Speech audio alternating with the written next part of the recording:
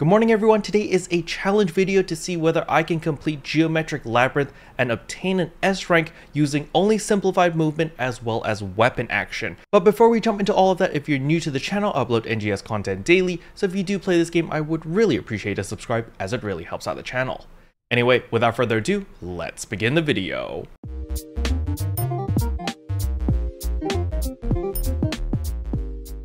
So before we jump into Geometric Labyrinth, I just want to show you guys my stats. As you can see, I am Slayer level 70 and I am using the Force subclass also level 70. As you can see, my damage adjustment is actually pretty high at 75% to 100%, and the reason for this is because I'm using Dreadkeeper 4s. But because I'm using Dreadkeeper 4s, it comes at a heavy cost of potency. My potency is 69.4%, and yes, I did intentionally get it to 69% for the memes because a very nice number. Now as for my gear, I am using a Neo A weapon, so this is pretty much your best in slot weapon. As for the augments, I have Mastery 4, Gigas Precision 4, Doldora's Soul 4, Precision 4, as well as Dreadkeeper 4. However, my armors are a little bit different in the sense that I have Mastery 4, Croc Soul 4, Precision 4, Alt Secreta 4, and then Dreadkeeper 4. So the soul I'm using is Croc Soul 4 instead of the Doldora's Soul, so it does give me less HP and less PP, but it doesn't have the all down resistance minus 10%. I am just not a fan of getting this all down resistance, which is why I prefer Croc Soul over Doldora's Soul. However, realistically speaking, there isn't a lot of mobs in the game that can actually down you with a status element, especially with bosses, so it's not that big of a deal, but to me it just bothers me to have any negative statuses. That's why I don't use Doldora's Soul and I use Croc Soul instead. And as for my other two pieces of armor, they're exactly the same, all with the same augments as my previous piece that I just covered. So now that we know my build as well as my potency, let's jump into the challenge.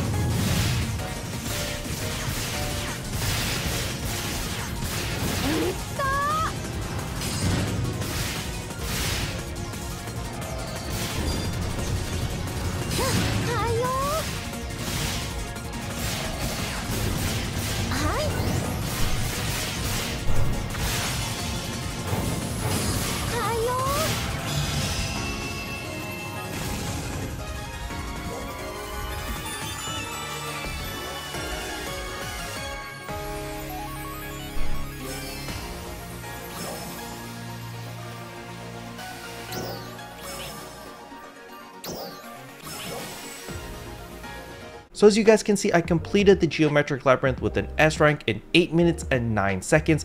However, I can definitely shave off a lot of time, especially on the second floor. On the second floor, because I was limited to simplified movement only, it was very difficult to clear a lot of the mobs because it wasn't doing the photon arts that I wanted it to do. But against single target, simplified movement is actually pretty dang good. It's really powerful, especially if you don't really know what photon arts to do. But the main thing that actually carried the run was the weapon action. Now, as you guys saw in the footage, I did not spam weapon action. It was very intentional every time I pushed the weapon action in order to get the counters. And there's a rhythm to it and a timing to it against specific bosses, especially against Bujin. Bujin's attacks are extremely telegraphed. It's actually the same with Engoku as well. Both of these bosses have very telegraphed attacks, so once you get used to their attack pattern, you can nail down the weapon actions and the counters very easily. So if you want to rewind to the footage, you may notice that I'm not sidestepping. Most of the time, I'm actually just standing still waiting for the attacks to come to me, just as if I was playing a braver, and it paid off immensely because I was able to deal out a lot of damage. The simplified movement was really just there for the filler DPS, and so if you feel really overwhelmed by the Slayer because you're trying to get in the relentless blades as well as the slug shots as well as all of these different things, you can definitely give simplified movement a try first as like a crutch in order to learn the rotations, in order to time all of your weapon actions, and once you're comfortable with all of that, then you can start playing manually. So you can definitely use simplified movement as a crutch, or maybe you have carpal tunnel. I know a bunch of my friends have carpal tunnel and it's just painful to play. Then you can definitely rely on simplified movement just to make your life a little bit easier and less stressful on your hands. Special thanks to all the members for supporting the channel. It really means a lot to me. Thank you again. But yeah, that's all I wanted to cover in today's video. Hopefully you guys enjoyed it. If you did, I would appreciate a like and a subscribe, and I'll see you guys in tomorrow's video. Bye!